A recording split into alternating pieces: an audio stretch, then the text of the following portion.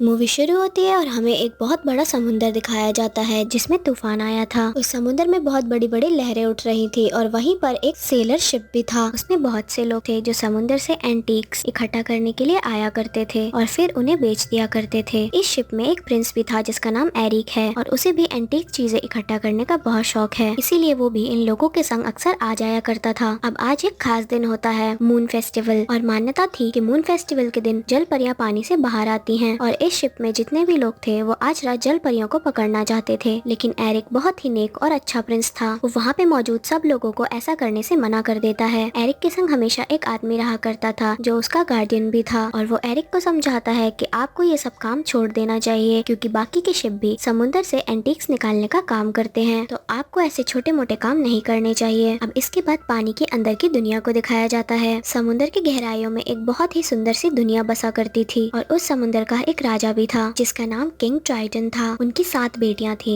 जो कि जल परियां थी। वो अपनी सारी बेटियों को अपने पास बुलाते हैं, लेकिन यहाँ पर उनकी 7वीं बेटी नहीं आती, मतलब सबसे छोटी बेटी जिसका नाम एरियल था। किंग यहाँ पे अपने एडवाइजर क्रैब को बुलाते हैं। वो था तो एक क्रैब, लेकिन वो किंग की सारी बातें मानता था। इसके बाद किंग उसे एरियल को ढूंढने के लिए भेज देते हैं। वो क्रैब एरियल को ढूंढने के लिए निकल जाता है। हम अब एरियल को देखते हैं जो इंसानों की चीजों की बहुत ही शौकीन थी और इसी शौक के चलते वो अक्सर बहुत दूर निकल जाया करती थी। एरियल का एक दोस्त भी था जो कि एक छोटी सी फिश थी जिसका नाम ऑल्टर है। अब एरियल उस दूरबीन को उठाकर उसमें से देख रही थी, तभी उसे एक डूबा हुआ जहाज दिखाई देता है। अब वो उस जहाज में जाने के लिए बहुत ज्यादा एक्साइटेड हो जाती है। ऑल्टर उसे डूबे हुए जहाज में जाने के लिए मना करता है क्योंकि वहाँ पर बहुत बड़े बड़े शार्क थे, लेकिन वो उसकी बातों को अनसुना करके आगे बढ़ जाती है। अब तभी उसके पीछे एक बड़ी सी शार्क लग जाती है और वो एरियल पे हमला करने लगती है। अब एरियल बड़ी चालाकी से उस शार्क को ग्लास की मदद से वहाँ से फंसाकर खुद को बचाकर निकल जाती है। अब हमें एरियल का एक और दोस्त दिखाया जाता है जिसका नाम सटल है। एरियल को उस जहाज से एक फोक मिला था, लेकिन उसे पता नहीं था कि इसे कैसे यूज करते हैं, तो वो अपने दोस्त से पूछती है कि इसे किस लिए यूज किया जाता है। तो सटल उसे बताता है कि ये शायद इंसानों के बाल बनाने के काम आता होगा। जिसके बाद एरियल उससे अपने बाल बनाने लग जाती है। तभी वहाँ पर वो क्रैब पहुँच जाता है, तो वो क्रैब सेबेस्टियन उसे बताता है कि आज मून फेस्टिवल है और किंग टाइटन उसे और उसकी बहनों को एक साथ देखना चाहते हैं और सब लोग वहाँ आ चुके हैं तुम्हारे अलावा। ये सुनकर एरियल जल्दी से तैर कर अपने डैड के पास पहुँच जाती है। अब यहाँ पर हमें समुद्र में सी विच यानी कि समुद्र की जादूगरनी दिखाई जाती है जिसके बहुत बड़े बड़े ऑक्टोपस की तरह टेंटिकल्स थे और उस विच की नजर एरियल पर ही थी। अब एरियल अपने डैड के पास आ जाती है जहाँ पर उसके डैड उससे बहुत ज्यादा नाराज थे क्योंकि उसको इंसानों से बहुत लगाव था। एरियल उनसे पूछती है कि समुद्र की बाहर की दुनिया कितनी बेहतर है और वो उन लोगों को ऊपर जाने क्यों नहीं देते, और हमें यहाँ पर पता चलता है कि एरियल की माँ को इंसानों ने ही मार दिया था, इसीलिए उसके फादर इंसानों से नफरत किया करते थे और किंग उसे कहते हैं कि आइंदा से तुम इंसानों से जुड़ी हुई चीजों के पास नहीं जाओगी। ये सुनकर एरियल गुस्से में वहाँ से चली जाती है। किंग जानते थे कि एरियल उनकी बातों को नहीं मानेगी, इसीलिए वो सेबेस्टियन को एरियल पर नजर रखने के लिए भेज देते हैं। अब एरियल नाराज होकर अपने कमरे में आ गई थी जहाँ पर उसने इंसानों की बहुत सारी चीजों को इकट्ठा किया हुआ था। जो भी शिप डूब जाया करती थी या फिर उसके अंदर से चीजें समुद्र में आकर गिर जाया करती थी, तो एरियल उन चीजों को यहाँ पर लाकर जमा कर लेती थी। अब इन सभी चीजों को देखकर एरियल सोचती है कि इंसान समुद्र की बाहर की दुनिया में कितनी बेहतरीन जिंदगी बिताते होंगे और उसे समुद्र की बाहर की दुनिया देखनी थी। तभी उसे पानी के ऊपर से धमाकों की आवाजें आती हैं और एरियल जब ऊपर जाके देखती है तो उसे एक बहुत बड़ा शिप दिखाई देता है और उस शिप से लोग बहुत खूबसूरत आतिशबाजियां कर रहे थे। ये शिप एरिक का था जो कि सेलिब्रेट कर रहे थे। एरियल ये सब देखकर बहुत खुश थी। सब मिलकर वहाँ पर डांस कर रहे थे। उसका गार्डियन उसे ऐसा करने के लिए मना करता है क्योंकि वो प्रिंस था, लेकिन एरिक एक बहुत ही सिंपल आदमी था और वो लोगों में भेदभाव नहीं करता था। अब एरियल भी उनकी बातें सुनती है तो उसे एरिक की ऐसी सोच अच्छी लग रही थी कि वो कितना अच्छा इंसान है। तभी यहाँ पर एरिक और उसके साथियों को पता चलता है कि अचानक से मौसम खराब हो गया है और बहुत जोरों से बारिश भी हो रही थी। अब एरिक उस शिप को संभालने की कोशिश करता है पर बदकिस्मती से वो शिप पत्थर से जाकर टकरा जाती है। लोग शिप से गिर रहे थे और वहाँ पर लालटेन जहाज से गिर गई थी जिसकी वजह से शिप पर आग लग जाती है और ये आग अब बढ़ती ही जा रही थी। जिसके बाद एरिक सबको शिप में से बाहर जाने का ऑर्डर देता है। तभी सभी लोग लाइफ बोट में बैठकर वहाँ से निकल रहे थे। एरिक देखता है कि उसका डॉग वहाँ पर फंस गया है, लेकिन एरिक किसी तरह उसे वहाँ से निकालकर पानी में फेंक देता है जिससे वो लाइफ बोट तक पहुँच सके। अब एरिक जैसे ही शिप से जंप मारने वाला था वैसे ही शिप पलट जाती है जिसकी वजह से एरिक अपना बैलेंस खो देता है और टकराकर पानी में गिर जाता है। एरियल उसे बहुत ढूंढती है पर वो उसे कहीं दिखाई नहीं दे रहा था और शिप भी अब जलकर पूरी तरह से टूटने लगा था। अब एरिक समुद्र की गहराइयों में डूबता जा रहा था, लेकिन खुशनसीबी से वो एरियल को मिल जाता है। एरियल उसे पानी से बाहर निकालती है और उसे चेक करती है और उसे पता चलता है कि वो अभी जिंदा है। तभी वहाँ पर सेबेस्टियन सेबेस्टियन और सेटल भी पहुंच गए थे और वो देखते हैं कि एरियल किंग के नियमों का उल्लंघन कर रही थी, लेकिन वो दोनों डिसाइड करते हैं कि ये बात किंग को कोई नहीं बताएगा। इसके बाद एरियल एरिक को होश में लाने की कोशिश करती है। जैसे ही एरिक थोड़ा होश में आने लगता है तभी वहाँ पर उसके सैनिक आ जाते हैं। एरियल उन लोगों को वहाँ आता देख वहाँ पर छुप जाती है। अब हम देखते हैं कि वो वाटर विच अर्सला अपनी गोले में से ये सब होते हुए देख रही थी और वो इस मौके का फायदा उठाना चाहती थी, क्योंकि ऐसा करने के पीछे उसका एक बहुत बड़ा कारण था। सेबेस्टियन एरियल को समझाता है कि उसे इंसानों के इतना करीब नहीं जाना चाहिए क्योंकि इंसान बहुत खतरनाक होते हैं, जिस पर एरियल उसे कहती है कि सारे इंसान बुरे नहीं होते और कुछ अच्छे भी होते हैं, और वो बहुत खुशी महसूस कर रही थी। अब दूसरी तरफ एरिक भी नॉर्मल हो चुका था और वो अपनी माँ से पूछता है कि आप लोगों को वो लड़की मिली जिसने उसकी जान बचाई थी, लेकिन उसकी माँ उसे बताती है कि उन लोगों को वहाँ पर ऐसी कोई भी लड़की नहीं मिली। जिसके बाद एरिक डिसाइड करता है कि वो खुद जाकर उस लड़की को ढूंढेगा और उसे भी कहीं ना कहीं लग रहा था कि कहीं वो मरमेड तो नहीं। जिसके बाद वो समुद्र में घूमकर शिप में गाना गाकर उसे बुलाता है। इधर समुद्र के अंदर एरियल भी अब बेचैन सी रहने लगी थी। वो किसी से भी बात नहीं किया करती थी। उसके पिता को भी ऐसा लग रहा था कि कहीं ना कहीं कुछ गड़बड़ है। अब राजा सेबेस्टियन से पूछता है कि एरियल को क्या हुआ है। जिसके बाद सेबेस्टियन उन्हें सब बता देता है कि कैसे उसने एक लड़के की जान बचाई। ये सब सुनकर राजा बहुत ज्यादा गुस्सा हो जाता है और वो एरियल को ढूंढने लगते हैं और एरियल को मिलते ही वो उस पर गुस्सा होने लगते हैं, लेकिन एरियल फिर से वही बातें दोहराती है कि सारे इंसान खतरनाक नहीं होते। अब राजा ये सुनकर बहुत ज्यादा गुस्सा हो जाता है और वहाँ पर अपने आसपास की सारी चीजों को तबाह करने लगता है जो एरियल ने जमा की थी। एरियल ये सब देखकर बहुत ज्यादा दुखी हो जाती है और राजा वहाँ से चला जाता है। अब वहाँ पर जादू से एक इमेज बनती है जिस पर अर्सला होती है और वो एरियल को बताती है कि वो उसकी आंटी है, लेकिन सब उसको सीवेज कहते हैं। वो उसे बताती है कि उसे एरियल के दिल की सारी बातें पता है और वो उसकी हेल्प करना चाहती है। सेबेस्टियन ये सब सुन लेता है। अर्सला उसे कहती है कि वो उसकी मदद करेगी इंसानों की दुनिया में जाने के लिए और वो उसे इंसान जैसा भी बना देगी, लेकिन उसकी कुछ शर्तें हैं जो उसे माननी होंगी। जिसमें उसकी पहली शर्त थी कि 3 दिनों के अंदर उसे वापस लौटना होगा और अपने प्यार के बारे में उस इंसान को बताना होगा और इसके बदले तुम्हें अपनी आवाज को मुझे देना होगा। अगर तुमने अपने प्यार के बारे में उस इंसान को ना बताया तो फिर तुम्हें हमेशा हमेशा के लिए मेरे पास रहना होगा, लेकिन जब वो इंसान बनेगी तो वो पानी में तैर नहीं पाएगी। अब एरियल अर्सला की इतनी सारी शर्तें सुनकर परेशान हो जाती है और वहाँ से जाने लगती है। जिसके बाद अर्सला अब अपनी आखिरी चाल चलती है और वो उसको उसके पिता के खिलाफ भड़का रही थी और वो उसे कहती है कि एरियल को अब सारी जिंदगी पानी में ही बितानी होगी। ये सुनकर एरियल उसकी बातों में आ जाती है और वो उसकी सारी शर्तें भी मान लेती है। जिसके बाद अर्सला उस पर जादू करती है और सबसे पहले वो एरियल की आवाज को एक लॉकेट में कैद करके अपने गले में डाल लेती है। जिसके बाद उसने एरियल को एक जल परी से एक इंसान में बदल दिया था। एरियल जो कि अब एक इंसान बन चुकी थी, उसका पानी में रहना मुश्किल हो गया था और वो तैर कर किनारे पर आ जाती है। असल में सब कुछ विच की एक चाल थी। वो एरियल के डैड किंग को हराकर समुद्र की रानी बनना चाहती थी। अब वहाँ एक मछुआरा मछली पकड़ने आया था और एरियल उसके जाल में फंस गई थी। मछुआरा उसे देखकर बहुत ज्यादा चौंक जाता है। तभी एरियल देखती है कि उसके पैर आ गए थे और वो ये देखकर मन ही मन में खुश हो रही थी। इसी बीच उसके तीनों दोस्त भी वहाँ आ जाते हैं और इन्हें भी अब पता चल गया था कि एरियल अब मरमेड नहीं रही और अब वो दोनों उसके साथ रहने का फैसला करते हैं। अब वो मछुआरा उसे पैलेस में अपनी क्वीन के पास ले आता है जो कोई और नहीं बल्कि एरिक की मॉम थी और यहाँ पर एरियल का बहुत अच्छे से ख्याल रखा जाता है और उसे अच्छे से नहला धुलाकर कपड़े पहनाए जाते हैं। वो इंसानों की दुनिया में आकर बहुत खुश थी। यहाँ पर वो गाना भी गाती है, लेकिन उस बेचारी की तो अब आवाज ही नहीं थी। अब जब एरिक उससे मिलने आता है तो वो उसे देखकर बहुत ज्यादा हैरान होती है, लेकिन एरिक उसे नहीं पहचानता। पहले तो एरिक को भी यही लग रहा था कि जो लड़की उसके महल में आई है उसी ने उसकी जान बचाई थी, पर जब एरिक एरियल को देखता है तो कहता है कि अच्छा हुआ तुम्हारी जान बच गई और तुम आराम से हमारे महल में रह सकती हो। बेचारी एरियल उसे ये भी नहीं बता पाती कि उसकी जान किसी और ने नहीं उसी ने बचाई थी। सेबेस्टियन एरियल को याद दिलाता है कि उसे 3 दिन खत्म होने से पहले अपनी फीलिंग्स उसे बतानी होगी, वरना अर्सला तुम्हें हमेशा हमेशा के लिए अपने पास रख लेगी। इतना सुनकर एरियल वहाँ से चली जाती है। अब जब वो इंसानों की दुनिया में आ गई थी तो उसे बहुत कुछ देखना था। वो इसी तरह महल में घूमते घूमते एक कमरे में आती है जहाँ बेशुमार एंटीक चीजें रखी हुई थी जो एरिक ने समुद्र से इकट्ठा की थी। तभी एरियल को वहाँ पर मरमेड का शोपीस दिखता है और उसी समय एरिक भी वहाँ आ जाता है। वो एरियल को अपनी चीजें दिखाने लगता है। एरियल उसे खुद एक पत्थर को तोड़कर हीरा निकाल कर देती है जिसके बारे में एरिक खुद भी नहीं जानता था। एरियल वहाँ शंख बजाती है जिसे देखकर एरिक बहुत इम्प्रेस हो जाता है। अब इसी दौरान एरिक का गार्डियन वहाँ पर आ जाता है जो उन दोनों को खुश देखकर ये पूछता है कि अभी भी उन्हें उस लड़की को ढूंढना चाहिए जिसने आपकी जान बचाई थी। एरिक उन्हें कहता है कि हाँ, उसे मत भूलना और हमें एक सवारी चाहिए क्योंकि मैं खुद उस लड़की को ढूंढना चाहता हूँ। अब उसके लिए घोड़ा गाड़ी का बंदोबस्त किया जाता है और वो एरियल को भी अपने साथ ले लेता है और यहाँ सेबेस्टियन भी उनका पीछा कर रहा था। एरियल भी अब घोड़ा गाड़ी चला रही थी। वो दोनों अब गाँव पहुँच चुके थे और एरियल वहाँ की चीजों को देखकर बेहद खुश हो रही थी। अब रात हो जाती है और एरिक उसे एक बोट में बिठाकर समुद्र की सैर कराने ले जाता है जहाँ पर उसके दोस्त भी होते हैं और वो बातें करते हैं कि ये सही मौका मौका है एरियल को अब अपने दिल की बात एरिक को बता देनी चाहिए, क्योंकि अब इन दोनों को प्यार हो चुका है और अगर एरियल एरिक को किस कर देगी तो वो हमेशा हमेशा के लिए इंसान बनकर उसके साथ रह सकेगी और उसे उस विच के पास कभी भी नहीं जाना पड़ेगा। वो दोनों उस बोट में जाते हुए बहुत मजे करते हैं। तभी वो विच अपने जादू से उस बोट को पलट देती है। अब अर्सला बहुत गुस्से में थी और वो कहती है कि ऐसा नहीं हो सकता, अब उसको ही कुछ करना होगा। अब हमें यहाँ पर किंग को दिखाया जाता है जो बहुत ही गुस्से में थे और वो अपनी बाकी बेटियों से पूछते हैं कि क्या किसी ने एरियल को देखा है। वो सब उसे बताती हैं कि एरियल को किसी ने नहीं देखा, जिसके बाद वो सब उसे ढूंढने के लिए निकल पड़ते हैं। दूसरी तरफ एरियल और एरिक अब घर लौट आए थे और यहाँ एरिक को खुश देखकर उसका गार्डियन उसे पूछता है कि अब उसे शायद वो लड़की मिल चुकी है जिसने उसकी जान बचाई थी, लेकिन वो अब भी श्योर नहीं था और वो रात को समुद्र के किनारे आकर फिर से उस लड़की को आवाज देने लगता है। यहाँ उसे एक लड़की दिखाई देती है और एरिक को लगता है कि ये वही लड़की है जिसने उसकी जान बचाई थी। अब नेक्स्ट डे सेबेस्टियन और सटल वहाँ पर आ जाते हैं और वो उसे याद दिलाते हैं कि आज उसका आखिरी दिन है, उसे किसी भी तरह से एरिक को किस करना होगा। तो एरियल जल्दी से तैयार होकर एरिक से मिलने जाती है और वहाँ जाकर वो देखती है कि एरिक एक लड़की के साथ है जो उन्हें बताती है कि उसने ही एरिक की जान बचाई थी, लेकिन ये कोई लड़की नहीं, ये अर्सला थी जो अपना रूप बदल कर वहाँ आई थी। ये सब देखकर एरियल बहुत उदास हो जाती है और वहाँ से चली जाती है। इसके बाद सटल को किसी के वहाँ आने की आवाज आती है और वो उस आवाज को फॉलो करने लगता है और वो देखता है कि ये आवाज तो लॉकेट से आ रही थी जो अर्सला ने पहना था। सटल अब समझ गया था कि ये अर्सला ही है और वो जल्दी से एरियल के पास आता है और उसे समझाता है कि उसे जल्दी से कुछ करना पड़ेगा, नहीं तो वो एरिक को हमेशा के लिए खो देगी। एरियल अब सब कुछ समझ चुकी थी और ये सब लोग अब कार्सल की तरफ चलने लगते हैं। उसका गार्जियन अब एरिक से पूछता है कि क्या ये वही लड़की है जिससे तुम प्यार करते हो, और कल तक तो वो दूसरी लड़की के साथ खुश था। एरिक उसे बताता है कि उसको भी अब कुछ समझ नहीं आ रहा और इसी दिन इन दोनों की एंगेजमेंट थी। अब एरिक का दोस्त और उसका फ्रेंड उस पर हमला कर देते हैं। इसके बाद एरियल भी वहाँ आ जाती है और वो अर्सला से लड़ने लग जाती है और वो अर्सला के गले का लॉकेट छीन कर उसे तोड़ देती है और उसके अंदर से निकलने वाली आवाज अब एरियल के अंदर चली जाती है। जिसके बाद एरियल एरिक को बताती है कि उसी ने उसकी जान बचाई है और वो उसे सारी बातें बता देती है, जिसे सुनकर अर्सला को बहुत गुस्सा आता है और वो अपने असली रूप में आ जाती है। अब इसी बीच 3 दिन की शर्त खत्म हो जाती है और एरियल फिर से मरमेड में बदलने लगती है क्योंकि इसने अब तक एरिक को किस नहीं किया था। अर्सला अपने साथ एरियल को पानी में लेकर कूद जाती है और वो वहाँ आकर देखती है कि वहाँ पर किंग टाइटन भी आ गए थे और अर्सला उन्हें बताती है कि एरियल ने उसके साथ डील की है जिसे अब कभी तोड़ा नहीं जा सकता, जिसके चलते अब एरियल उसकी हुई। लेकिन किंग टाइटन अपनी बेटी को बचाने के लिए अपनी जान की कुर्बानी दे देते हैं और साथ में उनके पास जो भी शक्तियाँ और मैजिक था वो भी अर्सला को दे देते हैं। यहाँ पर किंग टाइटन की मौत हो जाती है, जिसके बाद एरिक भी वहाँ पर आ जाता है और अर्सला अब अपने असली रूप में आ जाती है। वो एक बहुत ही बड़ा जायंट ऑक्टोपस बन जाती है जिसके बहुत बड़े बड़े हाथ थे। एरिक एक बहुत बड़ी शिप पर लटका हुआ था, वहाँ एरियल भी उसे बचाने की कोशिश कर रही थी। अर्सला अब एरिक को मारने की कोशिश करती है लेकिन एरियल उस शिप पर आ जाती है और किसी तरह वो शिप के हैंडल के पास पहुँच जाती है। वो शिप को अर्सला की तरफ मोड़ देती है क्योंकि उस शिप के सामने वाले हिस्से पर एक नुकीली चीज लगी हुई थी। वो अर्सला के सीने में घुस जाती है और वहीं पर अर्सला का मैजिक खत्म होने लगता है और वो अब नॉर्मल बन चुकी थी। जिसके बाद अब किंग जिंदा हो जाते हैं और वो एरियल से बहुत खुश थे क्योंकि उसने ही उनकी जान बचाई थी। इसके बाद एरिक भी किनारे पर आ जाता है और वो अपनी माँ से कहता है कि उसे एरियल को बचाने जाना होगा, लेकिन रानी उसे रोक लेती है और किनारे पर एरियल के कपड़े भी तैरते हुए आ जाते हैं। एरिक उसकी ड्रेस को देखकर बहुत दुखी हो गया था। अब इधर राजा सेबेस्टियन से पूछते हैं कि क्या उन्होंने कुछ गलत किया है कि जो उसकी बेटी खुश नहीं रहती। सेबेस्टियन उन्हें बताता है कि उनकी बेटी की खुशी इंसान बनने में है। जिसके बाद राजा एक बार फिर से एरियल को एक इंसान में बदल देते हैं। एरिक एरियल का समुद्र किनारे इंतजार ही कर रहा था, तभी एरियल वहाँ पर पहुँच जाती है। एरिक उसे देखकर बहुत खुश हो गया था। जिसके बाद इन दोनों की शादी हो जाती है और अब ये लोग दुनिया घूमने जाने वाले थे। वो लोग सबसे मिलते हैं, जिसके बाद वो अपने पिता से भी मिलने जाती है। उसके पिता अपनी सोच पर शर्मिंदा थे कि सारे इंसान अच्छे नहीं होते, पर अब वो इंसानों से खुश थे और वो फैसला लेते हैं कि अब इंसान और मरमेड एक दूसरे के दुश्मन नहीं है। इसके बाद वो दोनों दुनिया घूमने के सफर पर निकल पड़ते हैं और यहीं पर ये मूवी एंड हो जाती है। Thank you for watching.